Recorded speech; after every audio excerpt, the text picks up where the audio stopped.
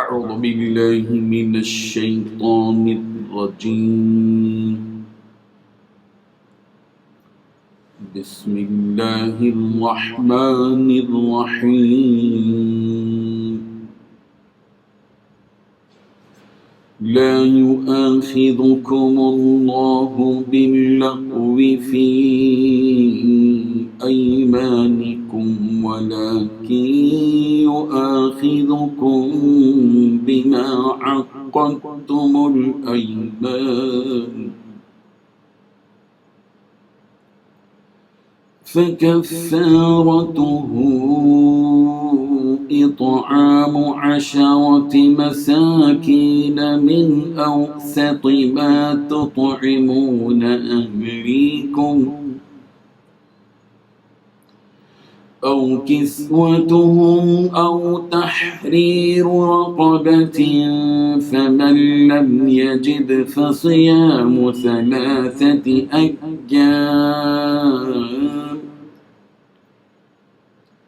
ذلك كفارة أيمانكم إذا حلفتم واحفظوا أيمانكم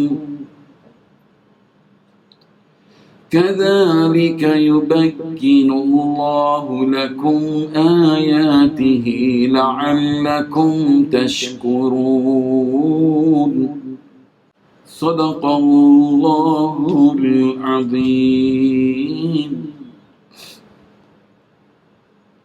حاضرین و ناظرین، یہ درس نمبر 497 ہے، 497۔ سورہ مائدہ کی ایک آیت کی تلاوت کی گئی، 89۔ لفظی ترجمہ دیکھیے، لا یؤاخذکم، مؤاخذہ نہیں کرے گا تمہارا، اللہ باللغو فی ایمانکم، تمہاری لغو قسموں پر، لیکن یؤاخذکم، وہ تمہارا مؤاخذہ کرے گا، بما، ان پر جو عقدتم، تم نے مضبوط باندھی، الایمان، قسمیں، فکفارت، تو اس کا کفارہ، اطعام، کھانا کھلانا ہے، 10 مساکین، 10 مسکینوں کو، من اوسط درجے کا، ما جو، تطعمون، تم کھلاتے ہو، اہلیکم، اپنے اہل و عیال، او یا کسوتہم، انہیں کپڑے پہنانا ہے، او یا تحریر، آزاد کرنا ہے، رقبۃ، ایک گردن کا، فمن، پھر جو، لم یجد، نہ پائے، فصیام، تو روزے رکھنے ہیں، 3 ایام، 3 دن کے، ذالک، یہ کفارہ ہے، ایمانکم، تمہاری قسموں کا، اذا، جب، حلفتم، تم قسم کھا کر بیٹھو، واحفظوا، اور تم حفاظت کرو، ایمانکم، اپنی قسموں کی، کذالک، اسی طرح، یبین، بیان کرتا ہے، اللہ لکم، تمہارے لیے، آیات ہی، اپنی آیتیں، لعلکم، تاکہ تم، تشکرون، شکر ادا کرو۔ ترجمہ اس آیت کا یوں ہے، اللہ تبارک و تعالی تمہاری بے ارادہ قسموں پر تم سے مواخذہ نہیں کرے گا، لیکن پختہ قسموں پر جن کے خلاف کرو گے مواخذہ کرے گا، تو اس کا کفارہ 10 ناداروں کو اوسط درجے کا کھانا کھلانا ہے، جو تم اپنے اہل و عیال کو کھلاتے ہو، یا ان کو کپڑے دینا، یا ایک غلام آزاد کرنا، اور جس کو یہ میسر نہ ہو وہ 3 روزے رکھے، یہ تمہاری قسموں کا کفارہ ہے، جب تم قسم کھا لو اور اسے توڑ دو اور اپنی قسموں کی حفاظت کرو۔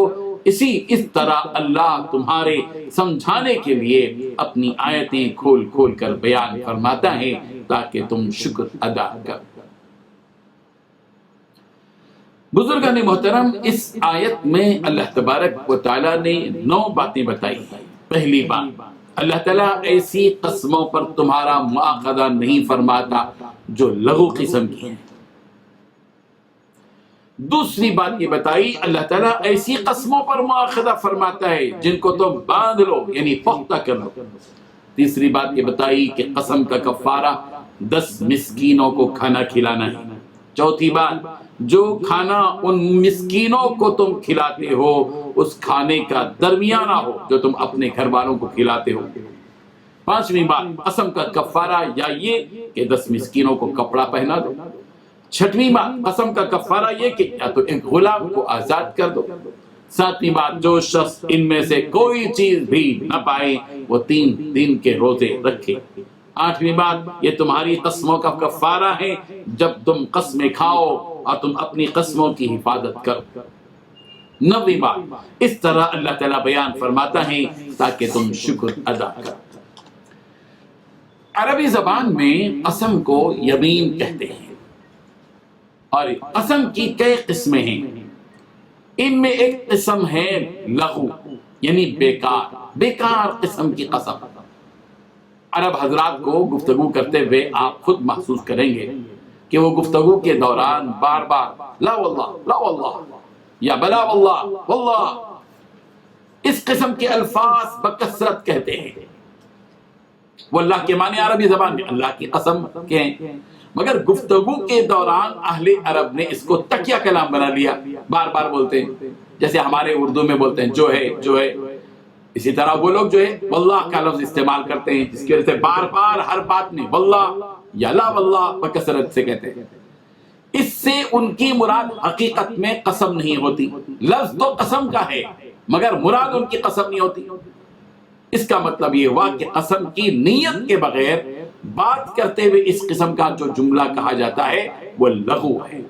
اور اس سلسلے میں اللہ تبارک و تعالیٰ نے ارشاد فرمایا لا یؤاخذکم اللہ باللغو فی ایمانکم، اللہ تعالیٰ ایسی قسموں پر تمہارا مؤاخذہ نہیں کرتا جو لغو ہے، بیکار قسم کے ہیں۔ اور قسم کی جو دوسری قسم ہے یہ کہ گزشتہ واقعے پر جانتے بوجھتے جھوٹی قسم کھا لینا۔ مثلا ایک شخص قسم کھا کر یہ کہتا ہے میں کل بنگلور جا کر آیا، حالانکہ وہ گیا ہی نہیں، یا یوں قسم کھاتا ہے کہ میں بمبئی گیا ہی نہیں، حالانکہ حقیقت میں بمبئی گیا تھا۔ تو اس قسم کی جو قسم کھائی جاتی ہے جو سراسر جھوٹی ہے یہ بہت بڑا گناہ ہے، جھوٹ ہے اور قابل مؤاخذہ ہے۔ قسم کی جو تیسری قسم ہے وہ ہے آئندہ یعنی کسی آنے والے زمانے میں کسی کام کے کرنے یا نہ کرنے کی قسم کھا لینا۔ مثلا یوں کہے کہ میں فلاں چیز نہیں کھاؤں گا، یا یوں کہے کہ یہ فلاں چیز نہیں لوں گا۔ ایسی صورت میں اگر اس نے وہ چیز نہیں کھائی یا وہ چیز لے لی تو اس صورت میں وہ قسم کو توڑنے والا ہو گیا۔ ایسی صورت میں اس قسم کی جو قسم کھائی جاتی ہے اس سلسلے میں کفارہ واجب ہو جاتا ہے، کفارہ دینا لازم ہو جاتا ہے۔ یہ قسم قابل مؤاخذہ ہے، اور اسی کو اللہ تبارک و تعالیٰ نے اس حصے میں، اس آیت کے اس جزئیے میں بیان کیا وَلَكِنْ يُؤَاخِذُكُمْ بِمَا عَقَّدْتُمُ الْأَيْمَانِ، لیکن اس قسم کے سلسلے میں اللہ تمہارا مؤاخذہ کرے گا جس کو تم پختہ کر لیتے ہو، مضبوط کر لیتے ہو۔ یہاں یہ بات ذہن میں رہے کہ جھوٹی قسم کھانا کبیرہ گناہوں میں سے ہے۔ جھوٹی قسم کھانا، کوئی چیز لیا اور کہتا ہے کہ نہیں لیا، قسم کھاتا ہے اللہ کی قسم میں نہیں لیا، جھوٹی قسم۔ حضرت عبداللہ ابن عمر رضی اللہ عنہ سے روایت ہے نبی کریم حضرت محمد رسول اللہ صلی اللہ علیہ وسلم نے ارشاد فرمایا کہ بڑے گناہ یہ ہیں اللہ کے ساتھ شرک کرنا، ماں باپ کو دکھ پہنچانا، کسی جان کو ناحق قتل کرنا، کسی خلاف واقعہ بات پر جھوٹی قسم کھانا۔ یہ بخاری کی روایت۔ بہرحال اچھا، جب کوئی قسم کھا لے، مثلا یہ قسم کھائے کہ میں آج دوپہر کا کھانا نہیں کھاؤں گا، پھر اپنی اس قسم کو وہ توڑ دے اور دوپہر کا کھانا کھا لے، تو ایسی صورت میں اس کا کفارہ کیا ہے؟ اس کا کفارہ قرآن مجید کی اس آیت میں بیان کیا گیا ہے۔ پہلے یہ کہ وہ 10 مسکینوں کو کھانا کھلائے، اطعام 10 مساکین، 10 مسکینوں کو کھانا کھلائے۔ اچھا 10 مسکینوں کو کھانا نہیں کھلا سکتا تو دوسری صورت یہ بھی ہے کہ 10 مسکینوں کو کپڑا پہنا دے۔ ظاہر بات ہے کہ کپڑا پہنانا ہی مشکل ہوتا ہے، کپڑا تو زیادہ قیمتی ہوتا ہے، 10 مسکینوں کو کھانا کھلانا آسان۔ اب جو کھانا کھلایا جائے گا 10 مسکینوں کو وہ کھانا ہو جو ہم اپنے اہل و عیال کو کھلاتے ہیں اوسط درجے کا، نہیں کہ بہت بھاری کھانا کھلایا جائے، 5 اسٹار ہوٹل میں جا کے کھانا کھلائیں، 3 اسٹار میں جا کے کھانا کھلائیں، یا اتنا گھٹیا بھی نہیں کہ بالکل ہی گھٹیا قسم کا کوئی چیز کھلا دی جائے، نہیں، سوکھی روٹی لا کر رکھ دی، باسی روٹی لا کر رکھ دی، کھاؤ کہ ایک آدمی کو 10 آدمیوں کو دے دیا کھاؤ، نہیں، اوسط درجے کا درمیانی درجے کا کھانا کھلانا ہے 10 مسکینوں کو، یہ قسم کا کفارہ ہے۔ اگر یہ نہیں تو 10 مسکینوں کو کپڑا پہنا دو۔ تیسری صورت ہے غلام کو آزاد کرنا، تحریر الرقبہ کہتے ہیں اس کو، غلام کو، اب تو ظاہر بات ہے نا کوئی غلام ایسا رہا جس کو آپ خرید کر بیچ سکیں، اب وہ دور ہی نہیں رہا، اور یہ سب نہیں کر سکتا، جو 10 مسکینوں کو کھانا بھی نہیں کھلا سکتا، غلام کو آزاد بھی نہیں کر سکتا، کپڑے بھی نہیں پہنا سکتا، تو آخری صورت یہ ہے کہ وہ 3 دن کے روزے رکھ لیں، 3 دن کے روزے رکھ لیں۔ اللہ تبارک و تعالیٰ ان حقیقتوں کو سمجھنے کی توفیق عطا فرمائے۔ وآخر دعوانا ان الحمد للہ رب العالمین۔ لا إله إلا الله